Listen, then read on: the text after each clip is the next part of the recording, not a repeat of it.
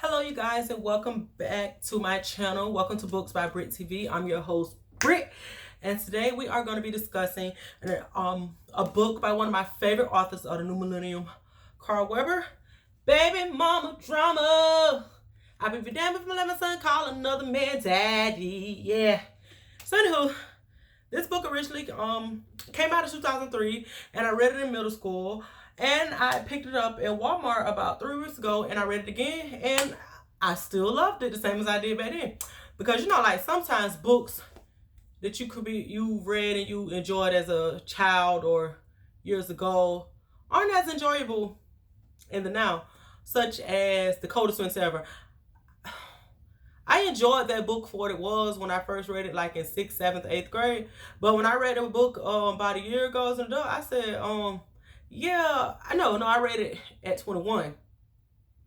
Yeah, I read it again at 21. I said, you know what, winter isn't all that.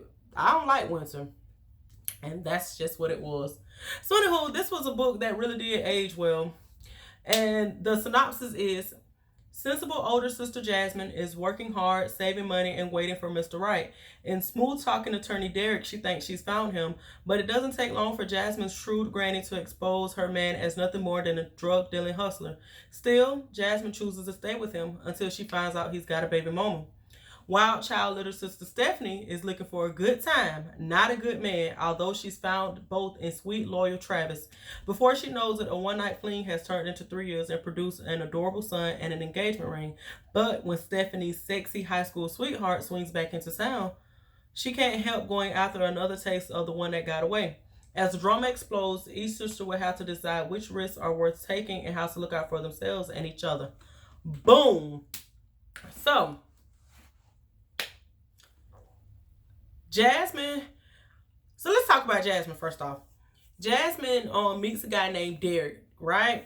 And she meets him as she's leaving the courthouse, and he tells her that he's an attorney who works in night court. So she's thinking she found somebody on her level because she's been in college and she has a good job at the post office.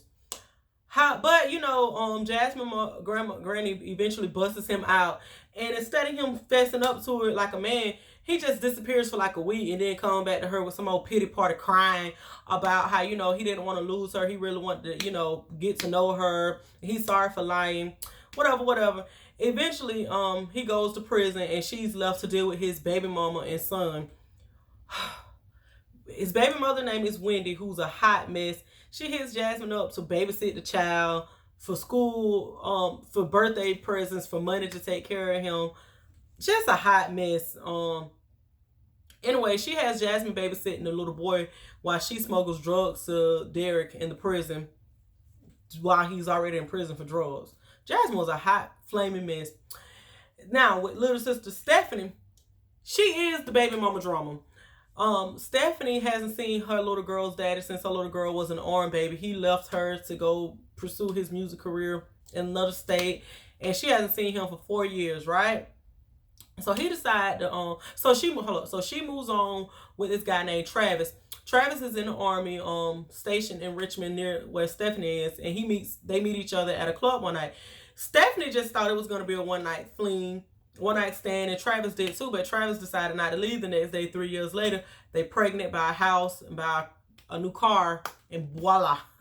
So anyway, on Christmas Day, Stephanie's baby daddy shows up demanding to see his child that he hasn't seen in years.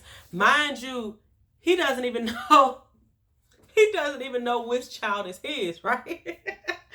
And Big Mama comes out there and she's giving him all the business. He's like, whatever, just point her out to me. And Big Mama's like, you don't even know your child? You don't know which one? Sure. It was so funny. So anywho, Stephanie and he eventually run into each other and they start an illicit affair behind her fiance Travis's back. I was just so disappointed in Stephanie. But anywho, that's basically the story, right? Eventually, Jasmine meets a nice guy, meets the real Mr. Right, and Dylan, a comic book owner. Shout out to the comic book readers like moi. She meets him and they start an affair. But his ex-girlfriend shows up claiming to be pregnant. So Jasmine leaves him and drive straight to the prison to pick up her ex-boyfriend, Derrick, her boyfriend Derrick, who she was gonna break up with until Dylan's ex-girlfriend showed up claiming to be pregnant. Yeah, and she, her and Derrick decide to move forward, but Derrick gets out and still let his baby mama disrespect Jasmine, and she sits there and take it. It was just, Jasmine was just one of those smart sisters who loves bad boys and loves the drama that comes along with a bad boy, basically. Basically, but anywho, he gets Jasmine caught up in his little drug dealing scam one night. She almost goes to prison. But eventually, she's able to get out of it with the help of Dylan. As far as Stephanie and Travis, he eventually finds out about her affair with Malik. Yep, he eventually finds out about it, and he leaves her, and I was clapping for joy when he left her. Surely was. I was happy for him. Now, when I first read this book a couple years ago, I felt bad. I really wanted Stephanie and Travis to, when I read it in middle school, I felt bad because I really wanted Travis and Stephanie to make it. But reading it as an adult, I was rooting for Travis throughout the whole book. And I'm not even that type of person because I be here, for the women to come out strong and on top. But I was rooting for Travis to find out and drop her like a bad habit because she didn't appreciate what she had. That part. So anywho, that was basically the story. I did print out some questions to accompany this book review. And it said, what moments in the novel have you made you decide you like it or dislike it so far? I liked the book. After I read chapter 1, I was hooked and wanted to read the book. So I guess, reading chapter 1 made me like the book. Does the book remind you of any other writers or novels you've read? Nope. It reminds me of a Carl Weber novel. Who's your favorite character and why? My favorite character was hands down Travis. Yeah, Travis. Travis was and I'm saying Travis because of the way he treats Stephanie. He was such a good man to Stephanie. He was such a good dad to little Malika and to Travis Jr. He really wanted to do right by Stephanie and gave her chances after chances. He helped her to better herself, go to school, get a job, try to move forward, get to achieve that American dream that we all want. So I think Travis was the best guy. He was my favorite character. Yep. Some people think the first sentence of a novel is the most important. Would you agree or disagree with that based on this book? So the first sentence in this book, it was from Jasmine, and it says, my neck was stiff from sleeping the wrong way most of the bus ride, but I didn't let that bother me. And in hindsight, that sentence was very important because she is on her way to see her boyfriend. She's very uncomfortable going to see him. It's not a comfortable journey for her, but she's not letting it bother her. So in hindsight, it set the tone on what she would do in that relationship to keep him, even though a lot of things made her very uncomfortable. So in that case, it is. But to me, the most important sentence is the last sentence of a novel because you got to end it strong for your girl. I love to read the last sentence. I'll tell you a story. When I first bought Harry Potter and the Deathly Hallows, I went immediately to the back of the book, and I didn't read the entire sentence, but I read the last part that said all was well. So they let me know it was going to be a good journey. And then I went back and read the book, right? So that's my paper. Okay, in my hand. Pretend you're the author's editor. What notes would you give them? I'm not an editor, so I'm not going to do that because it wasn't nothing wrong with the book. You know what, I'm going to say this.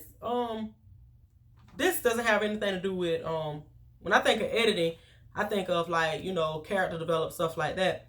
But I will say this, books that came out prior to 2013, they never had any grammatical errors. And books I buy now, sometimes I buy those books on Kindle Unlimited, and those books have a lot of grammar errors in it. And it doesn't really take away from the story, but it kind of, it kind of does something to me dang, they couldn't take the time to hire an editor for this book. But anywho, that's that. But yeah, I don't have any editor notes really to give this book.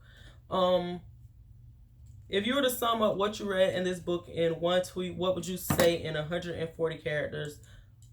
I I don't tweet at all, so I don't know what I would say. If you could meet one of the characters right now, what would you say to them? Oh, I would love to meet Stephanie and say, Stephanie, why you gave up old good ass, fine ass Travis with all that money? Stupid ass Stephanie. She really let a rump in the hay cost her Travis. If you were to guess at a formative experience in the author's life based on what they've written in this book, what would you guess? I would guess that Carl Weber maybe was in a relationship, like dated someone who had a child and he developed a bond with the child, or maybe dated someone who had just previously gotten out of a relationship, and you know he was maybe like the rebound guy. I would guess something like that happened. That he dated a woman with a child, or he dated someone where they both got out of relationships and they were each other's rebound. What are you having the most trouble imagining and can't wrap your head around? Stephanie, in the way she was cheating on Travis. Like, she cheated on him the first time, cheated on him the second time, cheated on him a third time. And each time she cheated on him, it would be multiple sessions of her cheating on him in that, in that one event. It would be multiple sessions. So it's like, okay, the first time was a mistake. The second and third time wasn't a mistake. You wanted to do that. You wanted to have your cake and eat it too. So that's what I kept having the most trouble. Like, just the way she was doing it. Like, it was even one scene where she stated that she and Travis both planned to have a romantic evening, and because she had been working on doubles and taking classes at night, and Travis had been out in the field doing maneuvers all week. And she decided to take pictures to her ex boyfriend, her little girl's daddy, grandmother, pictures of her children. And she and the baby daddy ended up, sleeping together. And it was just like, girl, you couldn't wait 30 minutes to get home. You really couldn't wait. I love a good triangle in stories, but it was just like what her actions with her baby daddy really just, she was selfish. That's exactly what Stephanie was, a little selfish little heifer. She didn't care about Travis in real life. Like, she couldn't wait 30 minutes to get home to her boyfriend, her fiance, after they've already planned, a romantic night together. But anywho, don't forget to like, comment, and subscribe. And also, don't forget to follow me on Instagram at Books, BOOKSXBRITT @gmail.com. Email me at booksbybrit@gmail.com and follow me on Instagram at booksbybrit. So hope to see you soon, and I'll see can't wait to hear from you guys, and I'll see you guys in the next video. Bye.